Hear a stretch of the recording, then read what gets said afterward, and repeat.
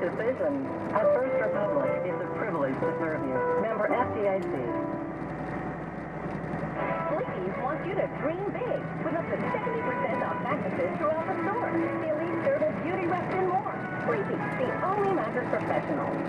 Windy in the city, 27 degrees. On the air at 880 with audio on demand at play.in. We are WCDS News Radio 88. Nice to have you with us. I'm Wayne Cabot. And I'm Alex Silverman. Good Monday morning. Well, at this time, at 6:45, Brad Heller is here with WCBS Sports and the Pepe Automotive Sports Desk. So Wayne, Tom Brady has dominated the head-to-head matchup with Peyton Manning, 11-5, but they're actually even in the playoffs, 2-2, with the fifth and maybe final matchup coming in next Sunday's AFC Championship game. Manning's Broncos rallied to beat the Steelers at home, 23-16. He wasn't ready to look ahead yet, though. We're excited to be in the game. We knew we had to beat a good football team tonight in order to get there, and then we'll try to enjoy this one tonight, and then get a jump start on preparing for that game on Monday, and we'll talk about who we're playing on Wednesday. NFC title game, also 1 versus 2. Panthers and the Cardinals. Carolina nearly blew a 31-0 halftime lead, but held on to top the Seahawks at home, 31-24. Hockey, many Rangers players brought their moms on the road for the weekend. The trip ended with a 5-2 loss to the Capitals of Washington. Islanders fell in a shootout to the Canucks in Brooklyn, 2-1. Long Island's Noah Rubin won his first ever Grand Slam match on day 1, the Australian Open. Serena Williams, Novak Djokovic, and Roger Federer also advanced. Caroline Wozniacki and Sloane Stephens both lost. Sports at 15:45, live at the Pepe Auto Group Sports Desk. Brad Heller, WCBS 880 Sports. Sponsored by The King and I.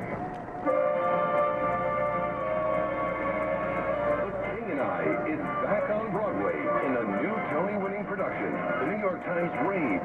Sparks are flying in this sumptuous first-grade revival. Ian Lee endows the King with a tickling wit and a flickering self-awareness. And Best Actress Tony Award winner Kelly O'Hara is brilliant.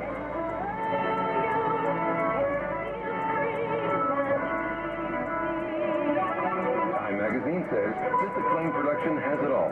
Spectacle, heart, and beautiful voices. New York Magazine calls The King and I too beautiful to miss. I doubt I'll see a better production in my lifetime. Here's the Wall Street Journal.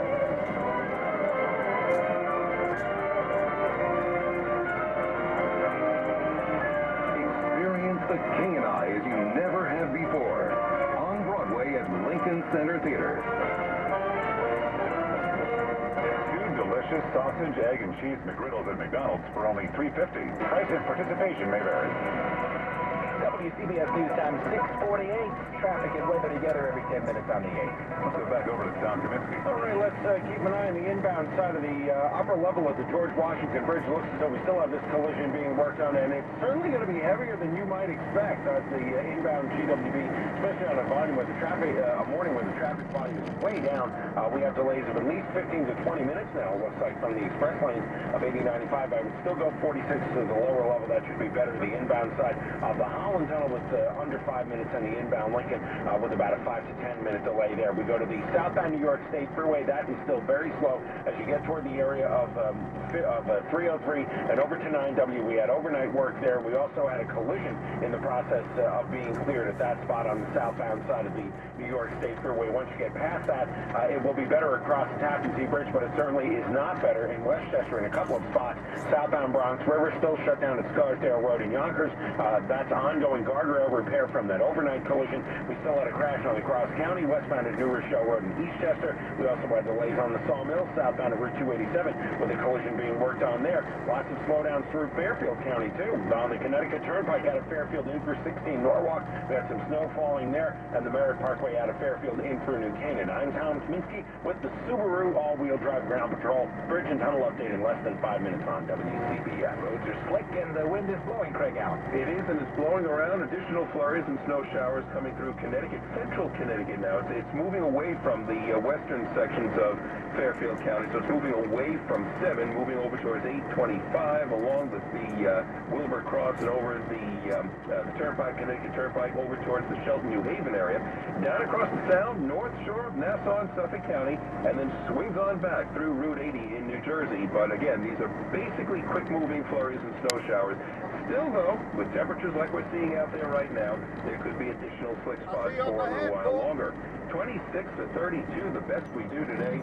Partly cloudy, windy, and very cold tonight. Teens, wind chill closer to 0 at times. Mostly sunny, blustery, and cold tomorrow with highs just 25 to 30 degrees again. It feels like it's in the teens all day.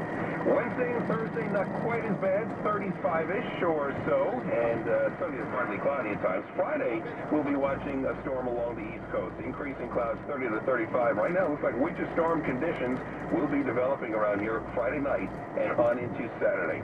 City temperature right now is just 27 and still dropping. And a west wind gusting to 28 means it feels like it's 10 to 15. I'm Greg Allen in the WCBS Weather Center. WCBS News Time 650. A man from Bangladesh was beaten in the Bronx by some people who shouted ISIS as they punched him and kicked him. Mujibur Rahman was walking with his 9-year-old niece Friday night when it happened. He doesn't speak English, and here he is heard through an interpreter explaining what happened. As I was walking, all of a sudden they started to punch me on my face. A couple of punches in my face. Yeah, my nose, my head, and the side of my arm. The girl wasn't hurt in the attack. The NYPD's hate crimes task force is looking into the attack and looking for suspects. The middle school students are getting comfortable behind the mic, hosting an internet radio show as part of an after-school program. Sean Adams tells us about it in The Story from Main Street. Who knows? Maybe the next Edward R. Murrow will come from here. Exposure Radio, exposing what we're learning to the world. Exposure is a not-for-profit that's aimed at introducing young people to the world of science, technology, finance, employment, work ethic, community service, and fitness and nutrition, and a host of other things. Ray Thomas is executive director of this highly motivated after-school program that has its own internet radio stream. 6th graders broadcast from Greenberg Town Hall, interviewing politicians, town officials, even their school superintendent, 11-year-old Harshita Shea. When we interview people, we look them up on the internet and see if we can find some good facts about them. And then, based on the information that we get, we make questions. 11-year-old Sydney Jackson hit Greenberg Town Supervisor Paul Feiner with a tough one. We found out from our sources that his bus got lost while he was campaigning, so we asked him about that question. Wait a second. You have sources? Yes. You got inside information that his campaign bus got lost? Yes. How did he answer? He was surprised. Exposure is molding young adults. 11-year-old Adriana Morell doesn't feel like a kid when the guest settles in and the microphone turns on. I don't think they looked down to me in any type of way. And how did that make you feel? That made me feel more confident about what I was doing. In Greenberg, Sean Adams, WCBS News Radio 880.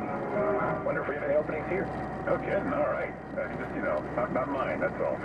653. The Bridge in Tunnel update. So we can go back on over to the inbound upper level GWB. A collision has now been cleared. Travel lanes open there, but still about 20 minutes or so from the express lanes of 8095. A little bit better from the other approaches. We are still jammed trying to get to the Tappan Zee Bridge southbound New York State Thruway, getting toward 303 and getting toward 9W with the collision still being worked on there. Lincoln and Holland look good. Lower East River bridges look good. Battery Tunnel, Verrazano Bridge, no big problems currently to report there. I'm Tom and Kaminsky. Next traffic update at 6:58. At 6:54. Breast cancer, I will crush you. You can't stop me. This is my challenge. Avon 39, the walk to end breast cancer.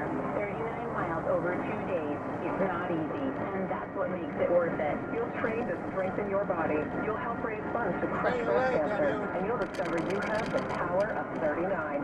Sure, walking 2 days and 39 miles is hard, but it pales in comparison to chemo and radiation for breast cancer. Your blisters and sore muscles are a powerful reminder that you're doing something heroic. The miles you walk will demonstrate your commitment, but the dollars you raise will prove your impact.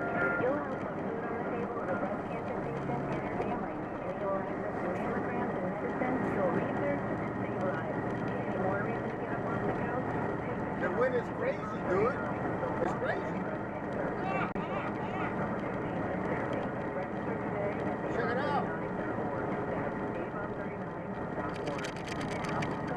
Yeah, I can feel it. Yeah, good thing I'm loaded. You struggle too. Let Karen help restore peace in your family. For more than 60 years, Can you hear me now? Stop suffering. Let Karen